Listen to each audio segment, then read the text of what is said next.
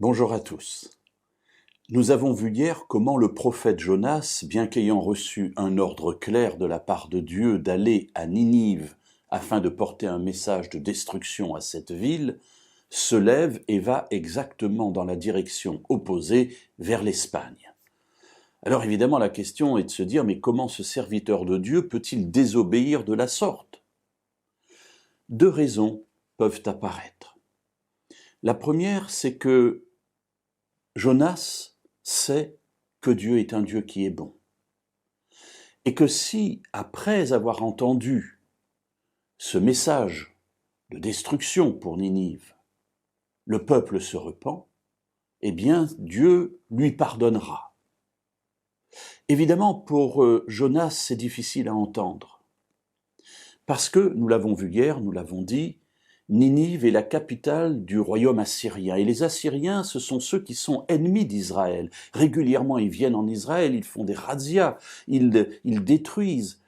Et cela est absolument insupportable. D'ailleurs, le royaume du Nord, vous savez qu'Israël est séparé en deux royaumes, celui du Sud qu'on appelle le royaume de Juda, celui du Nord qu'on appelle le royaume de Samarie ou le royaume d'Israël.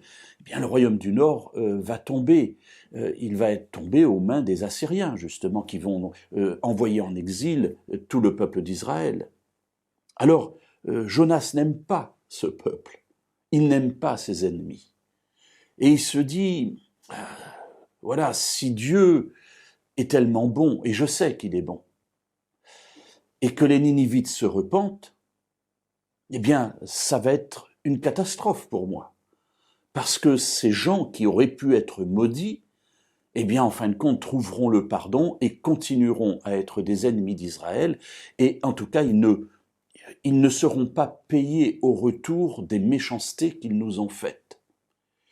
Et ça, évidemment, pour Jonas, c'est intolérable.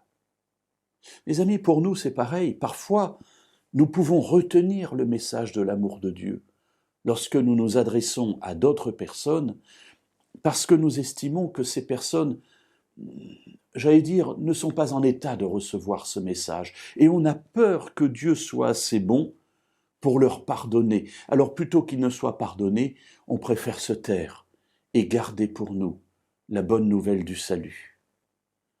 Alors mes amis, réfléchissons à cette première réponse possible de l'attitude étrange de ce prophète. Pourquoi ne va-t-il pas à Ninive? Parce qu'en fait, il trouve que c'est bien que Ninive soit détruite et que ces gens-là ne bénéficient pas de l'amour de Dieu.